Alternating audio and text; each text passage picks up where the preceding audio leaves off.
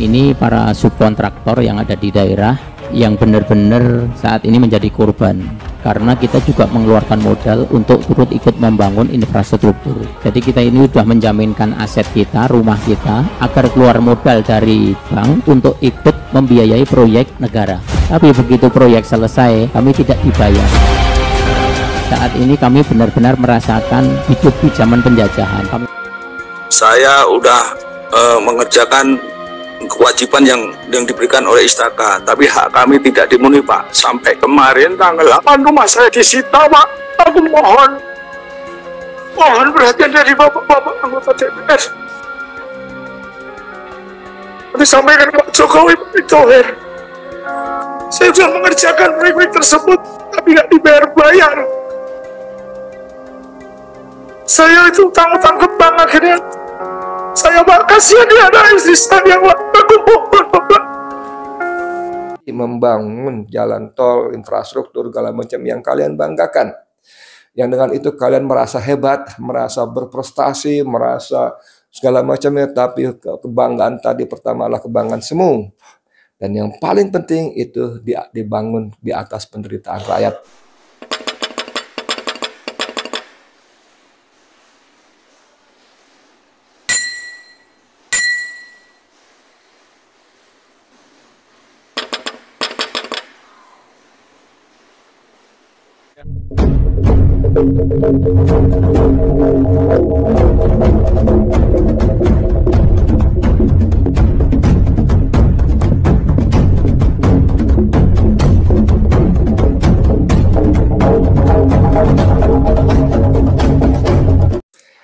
Bismillahirrahmanirrahim. Assalamualaikum warahmatullahi wabarakatuh. Saudara, dengan saya Edi Mulyadi dari Forum News Network FNN. Salam Gaspol, People Power. Oke saudara sekalian, hari ini Senin 24 Juli, sekarang sudah jam 12.35. Saya sudah sholat zuhur, alhamdulillah. Anda gimana? Sudah juga? Makan siang sudah? Saya hari ini libur dulu ya, sampai nanti insya Allah maghrib. Bagus loh puasa Senin Kamis itu. Sungguh-sungguh mengharap ridho Allah ya. Kalau Allah sudah ridho, Masya Allah. Kalau Allah sudah ridho, Allah bantu kita, Allah sayang kita, Allah bela kita. Dan membela kita bukan sembarangan ya, Allah SWT, Tuhan semesta alam, pemilik langit, bumi, dan segala isinya. Oke? Hari ini saya ingin bacakan berita dari suara.com ya. Ada tempat lain juga. Ini sebetulnya berita lama, tapi masih tetap menarik ya. 58 proyek Jokowi senilai 420 triliun terancam mangkrak. Menko Airlangga ungkap nasibnya. Nasibnya ini waktu berita ditulis mungkin nasib proyek 58 yang mangkrak itu ya. Bukan nasibnya Herlangga Hartarto ya. Karena kita tahu hari ini dia dipanggil ke Kejaksaan Agung untuk dimintai keterangan sebagai saksi dalam kasus minyak goreng ya. Oke, saya bacakan saja. Menko Perekonomian Airlangga Hartarto angkat suara perihal 58 proyek strategis nasional atau PSN Presiden Jokowi yang terancam mangkrak alias tak kelar hingga masa jabatan Joko Widodo selesai. Dia bilang nasib ke-58 PSN tersebut akan sangat tergantung pada pembiayaan. Intinya nggak punya duit. Intinya gampangnya singkatnya nggak punya duit ya. Airlangga mengatakan status PSN selalu dievaluasi setiap 6 bulan. Dengan begitu, dia harus membahas beberapa progres proyek dengan pejabat daerah dan stakeholder terkait mengenai proyek yang sekiranya tidak akan rampung 2024. Ya, dan sekarang ini cukup dulu sampai sini karena buat kita cukup clear bahwa ada 58 proyek senilai 420 triliun yang mangkrak. Mangkrak tidak selesai karena sebetulnya kenapa tidak selesai? Karena Jokowi sendiri itu ngeyel ngotot ya bahwa harus selesai pada 2024 sebagai legacy dia, sebagai warisan ya, peninggalan yang luhur Presiden Jokowi terhadap Republik Indonesia. Tapi seperti itu saudara sekalian ya.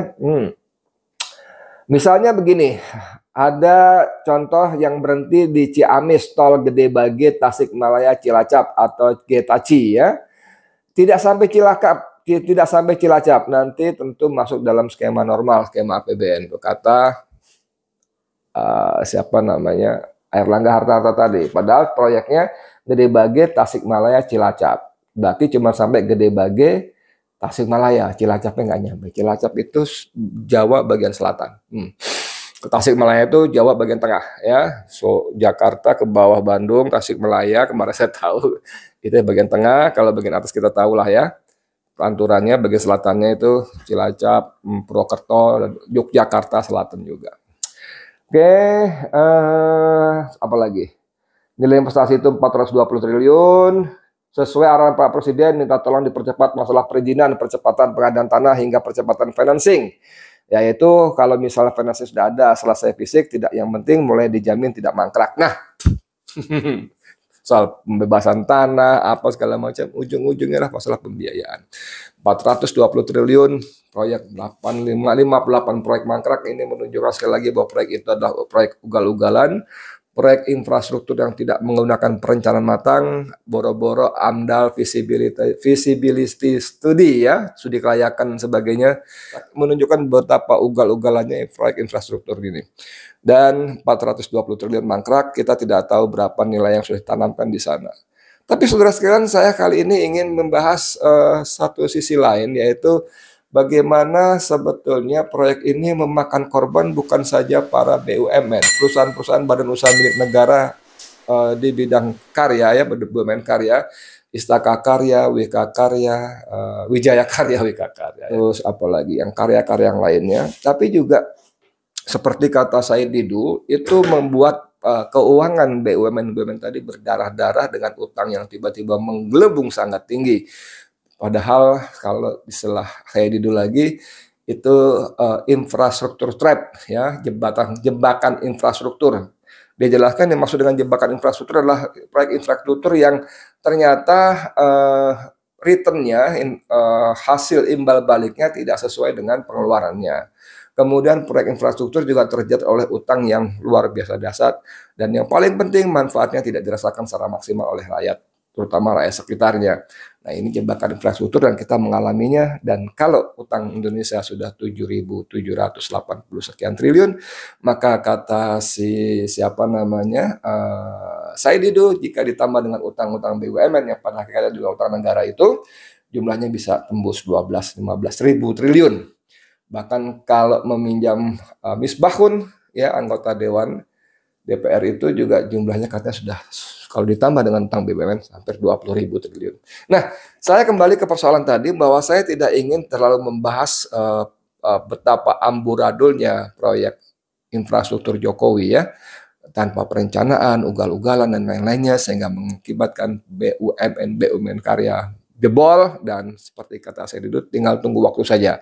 Yang sudah jelas-jelas menjadi korban adalah Istaka Karya dan dipilotkan. Tapi yang paling penting adalah bahwa ketika BUMN tadi mendapat penugasan proyek itu, mereka menunjuk para kontraktor dan subkontraktor ya. Dan ini cerita miris sekali. Anda mau dengar ceritanya? Ini videonya. Ini para subkontraktor yang ada di daerah yang benar-benar saat ini menjadi korban, karena kita juga mengeluarkan modal untuk turut ikut membangun infrastruktur. Jadi kita ini sudah menjaminkan aset kita, rumah kita, agar keluar modal dari bank untuk ikut membiayai proyek negara. Ketika kita mengerjakan sebuah proyek, kita di target deadline bulan sekian harus selesai, kualitas bahan baku harus grade sekian, harus seperti ini spesifikasinya. Tapi begitu proyek selesai, kami tidak dibayar. Saat ini kami benar-benar merasakan hidup di zaman penjajahan. Kami mengeluarkan modal, mengeluarkan keringat, modal kita habis. Sekarang aset kita itu malah terancam mau disita oleh bank. Banknya juga bank pemerintah. Assalamualaikum warahmatullahi wabarakatuh.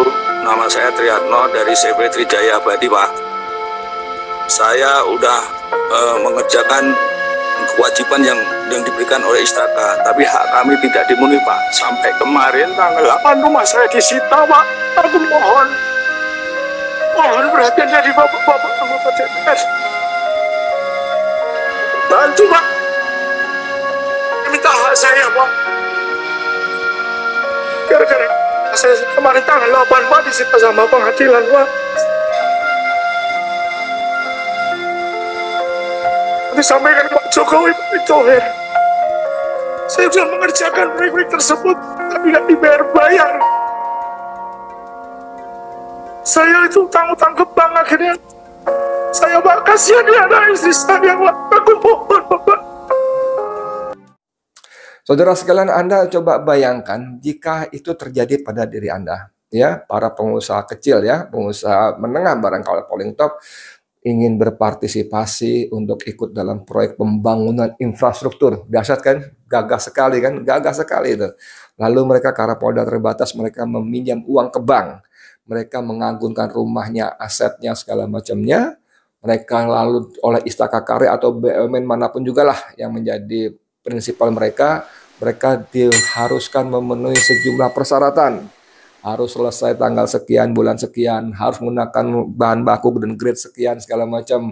Untuk itu mereka meminjam uang ke bank, mengagunkan asetnya, rumahnya, dan lain-lainnya. Dan ketika proyek selesai, mereka tidak dibayar. Akibatnya kredit mereka macet. Dan bank menyita aset-aset mereka. Dan bank itu bank pemerintah. Ini salah satu buruknya ekonomi kapitalis. Bank tidak peduli Anda kena apa bagaimana, pokoknya bank tutup mata, tahunya Anda bayar cicilan, pokok, bunga, dan sebagainya. Persoalan Anda nggak dapat pembayaran dari prinsipal, dari klien, segala macam, itu urusan Anda. Itu prinsip-prinsip ekonomi kapitalis, ekonomi ribawi seperti itu, dan itu menjadi korban. Nah, Joko Widodo dan Erick Thohir, saya rasa kalian harus menonton, ya, berita-berita semacam ini, derita-derita semacam ini, rakyat yang berpartisipasi membangun jalan tol, infrastruktur, segala macam yang kalian banggakan.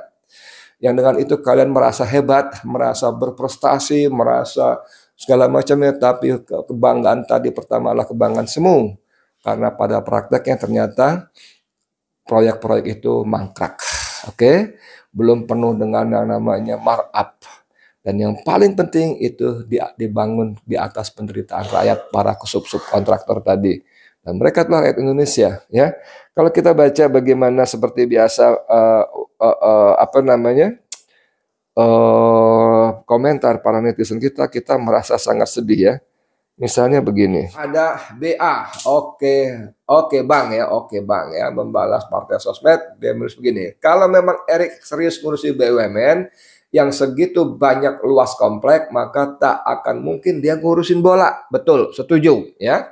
BUMN itu kekuasaannya, duit, fasilitas, promosi gratis, dan sebagainya. Bola mau akar rumputnya, supporter klub, publisitas, dan sebagainya. Tujuannya cuma satu, kampanye dirinya sendiri. Ini perhatian buat Erick Thohir, ya. Kalau Anda, kata si netizen ini, serius ngurusi BUMN kita, Anda tidak perlu campur masuk ke dalam bola. Karena bola juga masalah yang serius. Tapi karena Anda bermain dengan popularitas, akar rumput, supporter, dan sebagainya, dengan didanai oleh BUMN dan lainnya, Anda ingin menjual nama Anda untuk menjadi capres atau cawapres. Ya, apalagi ya, ada Fadel, bisa ya tega begitu. Bisa ya tega begitu. Kalau saya sih benar-benar nggak tega, ya. Itu jahat sekali. Nah, ini ada Begawan Liwungnya, baru sadar dijajah. Karena apa tadi, seperti kata si Bapak tadi, kami merasakan seperti hidup di dalam penjajahan, ya. Udah bekerja keras, membantu pemerintah membangun infrastruktur, untuk itu mereka ngutang, menganggunkan asetnya, rumahnya, segala macam, selesai tidak dibayar. Jadi seperti hidup di era penjajahan. Aduh, lalu ada juga apa nih? Lalu ada tukang villa Kiawel 250. Semoga nggak tenggelam sama buzzer beliau Tum. Sebelum-sebelumnya kalau yang bersuara tentang BUMN biasanya suaranya tenggelam sama buzzer-buzzer menterinya. Jadi nggak nyampe ke umum. Ini kalau Vanda Nusuwiryo mengatakan sederhana, zalim. Aduh. Saudara sekalian, ini cerita buruk dari pengelolaan BUMN kita oleh menteri yang carmuk, ya. Segala ATM BUMN ditampilin wajah dia lah, gitu kan, menggunakan berkampanye dengan dana BUMN lah, gitu ya, mengurus ugal-ugalan, aduh ampun ya. Dan terlebih dari itu adalah bosnya Presiden Joko Widodo. Akibat mimpi-mimpinya, ambisi-ambisinya yang ugal-ugalan itu, maka rakyat yang menjadi korban juga. Anda masih betah? Masih betah menjadi punya presiden seperti itu? Kalau dalam podcast saya sebelum yang ini, Ada poros keempat, poros makzulkan Jokowi yang digelorakan oleh petisi 100 ya, antara lain oleh Rizal Fadilah. Dan buat Rizal Fadilah mengatakan bahwa poros keempat layak didukung oleh seluruh elemen bangsa Indonesia, rakyat Indonesia, bukan cuma emak-emak dan mahasiswa, buruh, petani, nelayan, tapi juga seluruhnya. Aktivis, akademisi, apalagi ya, kiai, pondok, pesantren, agamawan, bahkan PNS, TNI, dan Polri. Majulkan Jokowi sebelum pemilu. Kata poros keempat, poros majulkan Jokowi. Karena itu suatu hal yang penting. Selama Jokowi masih berkuasa, maka tidak akan ada pemilu yang jujur, adil, dan bersih. Kata Rizal Fadilah. Anda setuju? Saya Edi Mulyadi untuk FNN, untuk Indonesia yang lebih baik. Assalamualaikum warahmatullahi wabarakatuh.